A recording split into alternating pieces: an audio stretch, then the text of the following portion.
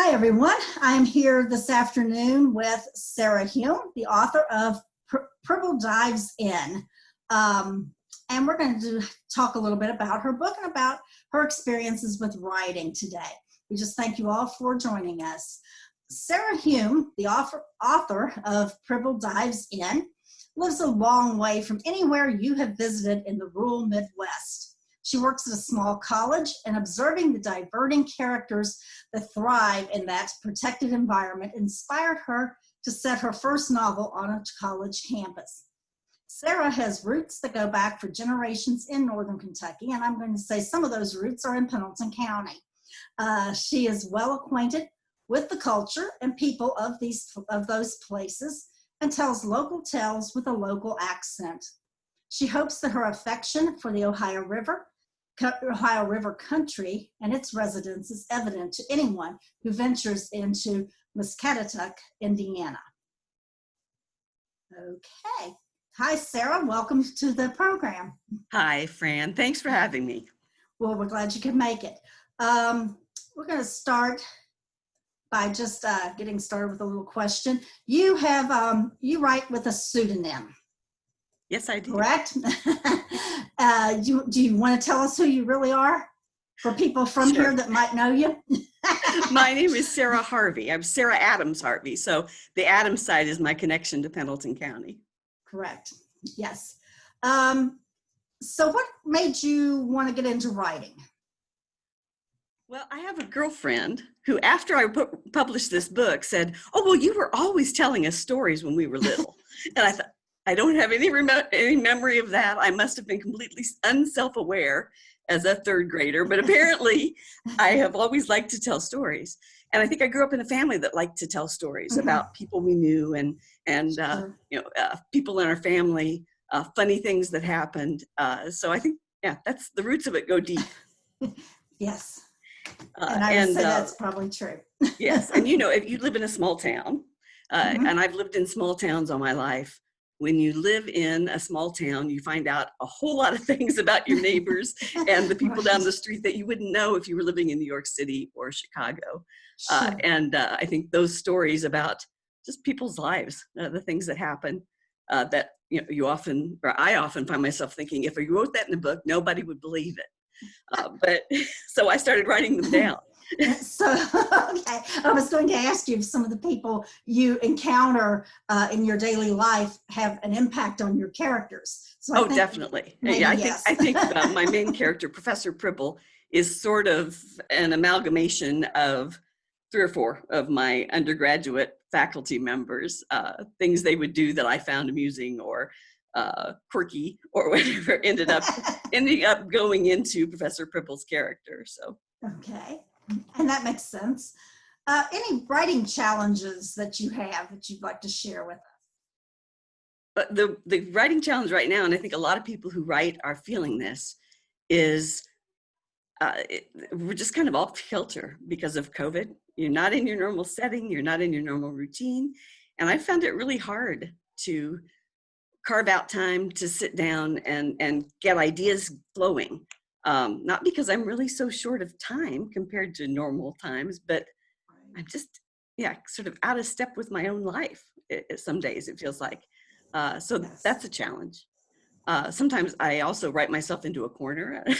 If anybody else has ever done that, but like, okay, how's he going to get out of this? And that it can take a while to resolve that and decide whether to ditch the last chapter and begin again or find a clever resolution for it. So.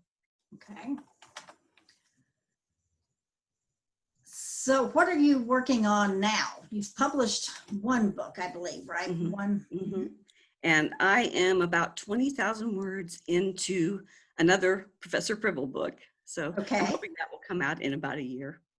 Okay. So why don't you then go ahead and tell us a little bit about Professor Pribble and your book. Okay. Professor Pribble is a faculty member at a small college who likes to know everybody's business. And he gets involved in a murder case because of that. He finds out things and decides he can help the police out and maybe does, maybe gets in the way. It's hard to tell. And ends up helping resolve the mystery in the end. Okay. Now this is a self-published work, I believe. I have a friend who has a very small publishing house, and he published it for me. Okay. So did you know much about the publishing business before you got into it? No. And I really, when I first started the book, I began this book in about 1988. Okay.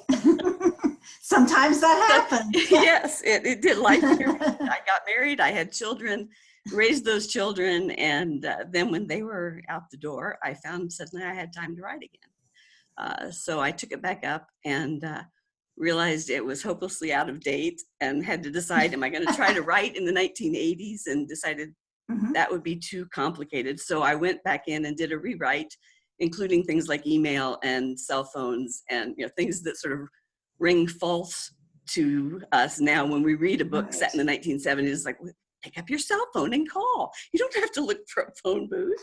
Well, yeah, you did. You did then. How much time, how much things have changed in that period of time.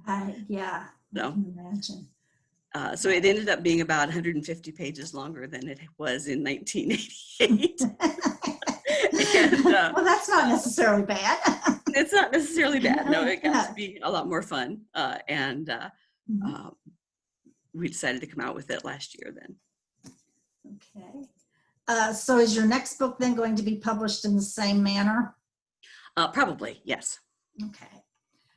And they are, I will say, we do have the first book, Professor Pribble Dives In, at the Pendleton County Library, but it's also available, I believe, on Amazon. Yes. Is that correct? Okay. We wanted to give that a due plug, and it will be under Sarah Hume as the author. So what did you learn about writing in the process of doing this, or publishing, whichever one you want to talk about, or both? I think in terms of writing, I found out that my characters sometimes do things I don't want them to do. Okay. They have a life of their own, and I can't figure out how to make them do anything else but what they seem to be headed toward. That surprised me. I felt like I should be in control, but I wasn't entirely.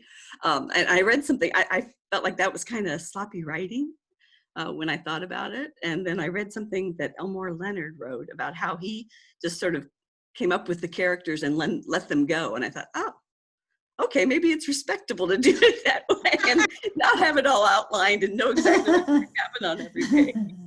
And I think a lot more about why people do things.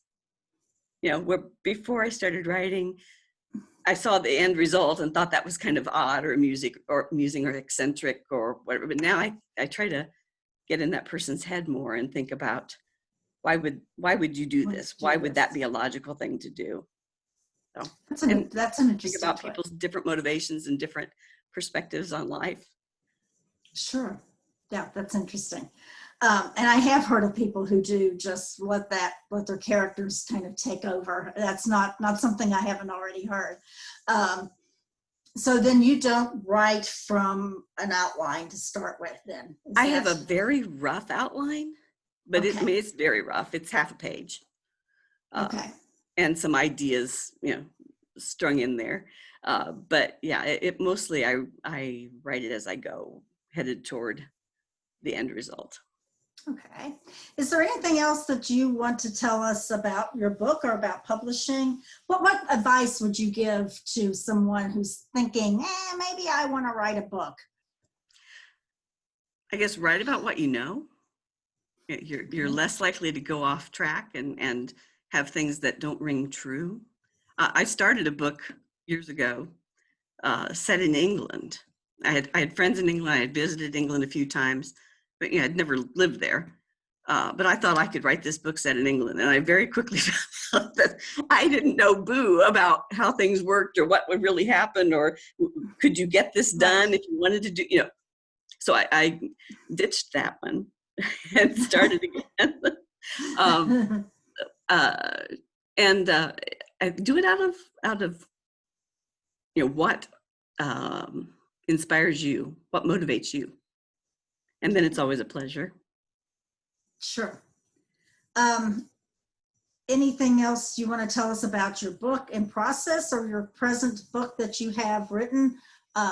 Anything you want us to know that I haven't already addressed? Well, in the next book is going to be called Pribble Dives Off. And yeah, just continuing to play on that. Professor Pribble will continue his nosy ways. Let's say that. Okay. And I want to do a shout out to the Pribble family. To if any of them see this, I've confessed that I borrowed their name and that it sort of inspired me. My dad grew up down the road from Dave and Charlie and Peter Pribble. Not too far away, and there were 6 boys in the Adams family, and I think 4 or 5 in the Pribble family, and they got into all kinds of trouble together. So that mostly I heard about from Peter Pribble because my dad didn't want me to know. He denied it. So I want to thank them for those inspiring stories of the antics they pulled in the 1930s that made the last name Pribble sound like a fun name to me. Any chance any of those stories might work their way into a future book? I hadn't thought about that, but that's probably a good idea.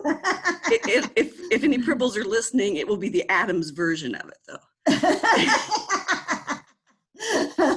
In which the Pribble boys are the ones getting people in trouble, right? That's nothing to do with it. Oh, no, of course not. That's how that always works. Well, Sarah, there's nothing else you want to add to it. I think we've covered pretty much what I had on the list to talk to you about. Your character is going to continue on in the next series, in the next book. So if that's all that, if you have nothing else to add, we'll just wrap it up here. And I just thank you so much for joining us today. I do want to remind people that we do have that book at the library, and you can get it on Amazon. If you want to check it out at the library, you can get it, reserve it through the card catalog if you'd like. I thank you again for being here today. It was nice to meet you. Thank you. It's good to see you, Fran. You too. We'll talk later. Bye-bye. All right. Bye-bye.